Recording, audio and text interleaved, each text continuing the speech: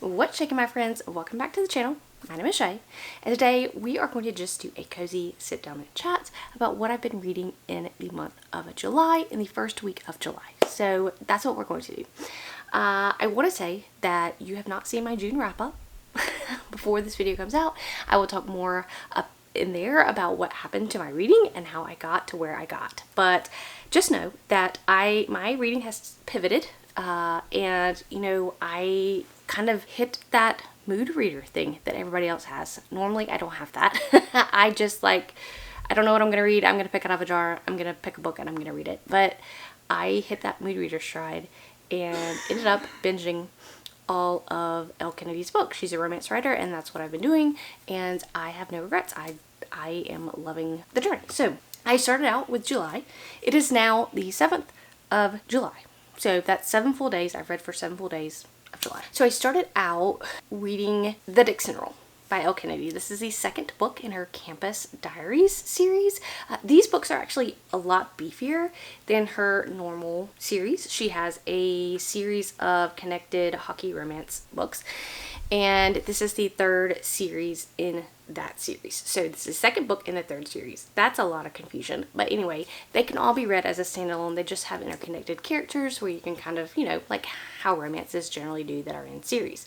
So this particular book is following a girl who is a cheerleader, and she has a lot more depth to her, and she's trying to really prove that she has a lot more depth to her.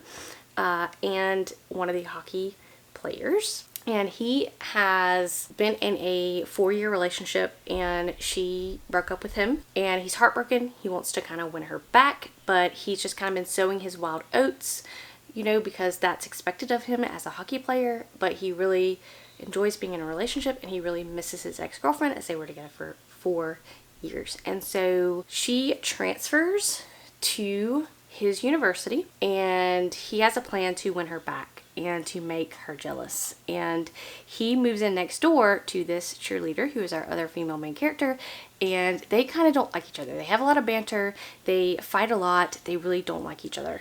And he kind of sucks her in to, of course, being his fake girlfriend, to make his ex-girlfriend jealous. And then she uses him to be her fake boyfriend for her ex-boyfriend.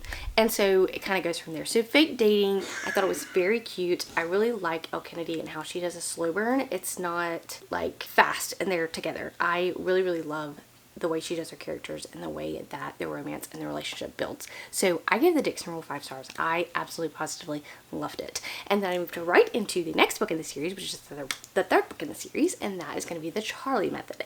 And this is my first foray into a polyamorous relationship. So we are following two best friends that are hockey players. They play on the same team, and we have this cute girl, and she is kind of just exploring her options, and she always has had a higher sex drive than her other previous exploits. And she has an ex-boyfriend who she was with for 1.5 years, and she's not sad that the relationship is broken off, but she is part of this very strict sorority where they're not supposed to party, they're not supposed to do anything bad, they prim and proper clothes, all of the things. And she is sneaking off and kind of having dirty times with different boys because that's what she needs in order to thrive in her sex life. And that's interesting to say this. So she gets on this kind of dating app, and she finds these two boys that are together. They have a profile together, and she's like, oh, that's interesting. We'll just chat and chat. And then she realizes that she figures out, because on this site, she crops her head out of the photo. So it's only her body, and these two boys also have their head cropped out, and so it's only their two bodies. So she doesn't know who they are, she just sees their body. And she quickly figures out that she has been chatting, sexting with two of the hockey players that she knows, and technically one of them she doesn't really get along with. So it goes from there. I liked it. I feel like in previous books we get kind of flashes of these characters, and one of the characters I was really interested to know more about. One of the hockey players, one of the boys, he does take a prominent role in the other two books in the series that you've previously read from. So, but his chapters were on the back burner, and so we really got one male perspective and then her perspective, and the other male, who should have had equal page time, didn't. And I didn't think his character was as well developed.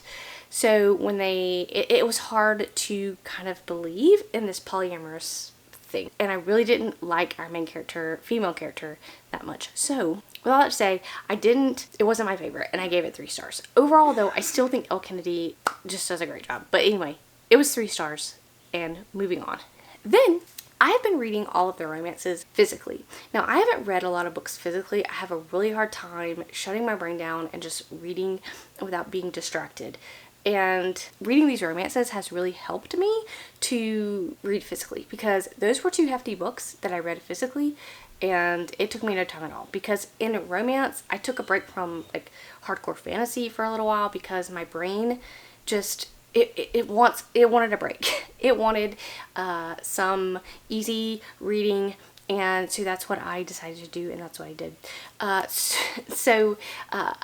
I read all the romance I've read physically, and I've enjoyed my time immensely, and I think I'm learning to love physically reading again. But I have also been listening to audiobooks as I'm doing other chores and doing things. So the first audiobook I listened to and completed this month was Somewhere Beyond the Sea by TJ Klune. This is the second book in the Cerulean Chronicles that, starts with House in the Cerulean Sea. Now, I didn't give House in the Cerulean Sea 5 stars. I gave it 4 stars. I enjoyed it when I read it, but it wasn't the best thing I had ever read. And this one was a step down. I wound up giving it 3 stars. I really feel like, how some books you just feel like are probably, it's somewhat cash grabby, like somebody bullied somebody into making a second book in a series that didn't need to be made into a series, if that makes any sense. Like they're trying to prolong this, and I think that this is what happened here, because I think we have a story that was rehashed, and everything about the first story that made it so cute and unique and this is so great, it's just vomited the same thing in book 2. And while I did enjoy the kids, I'm gonna enjoy the kids, I just didn't think the story was strong enough for this second book, and so I gave it 3 stars. I didn't enjoy it as much as the first one, and I think that that's generally, as we read, is majority of the consensus of most people. So I did complete that series, but I overall would not reread the second book,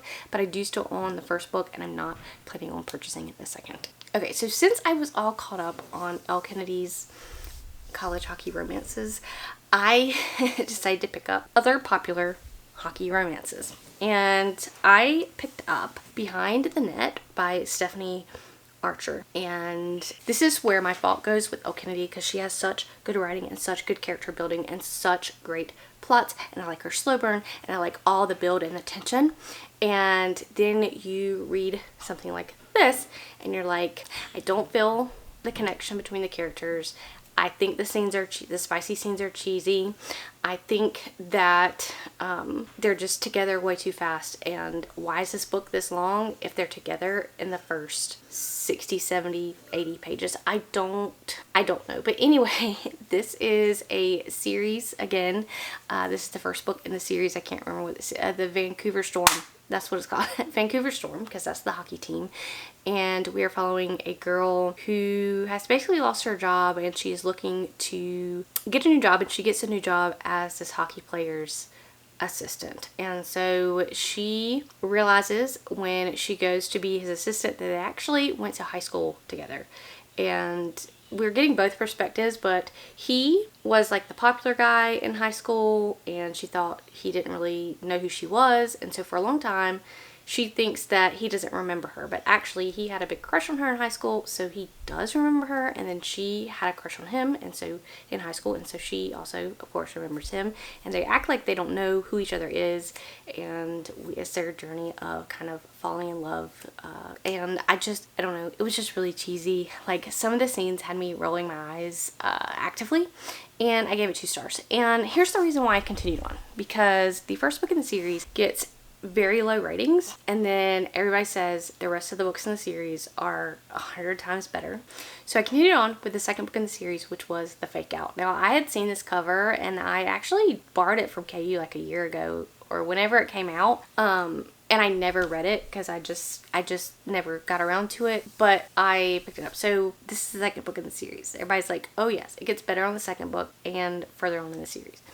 And I can confirm that that's the case, at least for me. So again, we are following a hockey player on Vancouver Storm, and we are following the sister of book one. She is the physio for the hockey team. She also teaches yoga and things outside of that, and she really cannot stand this one boy on the hockey team. They also went to high school together, and she used to be his tutor, and they really hated each other, and now they're having to work together again. And he, of course, is in love with her. She knows, I mean, even though they have banter and everything, like, it's pretty obvious that he has feelings for her, and maybe has had feelings for her for a long time, but she's just kind of like, whatever. And her ex-boyfriend, who really did her dirty and that she was together with for a long time, gets traded to this hockey team. So then she convinces this other hockey player to fake date her so that she can kind of make this other boy leave her alone, and prove that she's not still caught up on him. I enjoyed it. Even though it wasn't a slow burn. I feel like they got together fairly quickly. I bought into their relationship, and and it just made me happy every time they were interacting, and it made me happy to see a not toxic relationship. So a lot of times in these romance books, you have these third act breakups, and you have all of this toxicity that's happening in this book. And while it lends well to drama, it's like, really? Like, this is your lover boy? This is who you love? I can't get down with that. However, this one had really none of that. This showed a very healthy relationship from her side to him, and from his side to her. Just a very healthy relationship. So if you're looking for something like that, I would say that this book would be good for you. So fake dating, and a healthy, very healthy relationship, and how a relationship should be. So couple goals is what I'm saying. So I will continue on in this series, probably fairly soon, because I've just been binging series, and that's probably, or romance series, and that's probably what I will continue to do. I did pick up my audiobook today, the next one that I'm going to start on audio, and that's going to be This Tender Land by William Kent Kruger. And I pulled this one out of, I can't remember what jar I pulled this out of, but this is the one that I chose to read. My hold came in at the library, and so I started it, and it's a pretty thick boy. I am 118 pages into this bad boy, and so far I'm liking it. I'm liking the little characters. So we are following these boys that are at this Native American school. So the Native Americans basically get taken from their families and put into the school. Of course, this school is not a good school. This is a school that's going to abuse these boys. They get abused very terribly. And there are two white boys at this school, and it is Odie and Albert. And we are following Odie as he is kind of living this life, trying to take up for people, trying to kind of navigate the school where bad things are happening and the adults are not treating the children well, and they're being abused. And so one day something monumentous happens, and they have to go on the run. So him, Albert, one of the other Indian boys, Mose, who's mute, they can sign language, I think he signs, and this other girl go on the run, and they're very young children, and they've taken off, and they're trying to run from the school to get away. And I'm just at the part where they have run away, and they're kind of like going and trying to figure out how they are going to live without any help.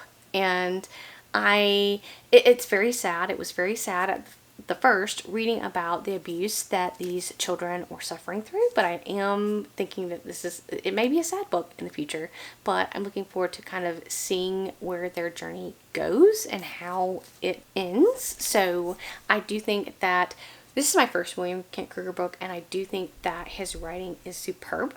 I really do think that he does know how to build a character, and so I'm enjoying my time. and I'm going to continue to read this. This is my commute book. This is the book that I will be listening to on audio when I am driving to and from work this week. This is also, I'll be listening to it when I'm doing laundry or cooking or anything like that. This is the book that I'm going to read, so hopefully this is the audiobook that I will finish from my jars this week. Okay, so that is actually a pretty fair amount of reading for the first week of July, if I do say so myself. What have you guys been reading? Tell me in the comments down below, and I will catch you guys in the next one.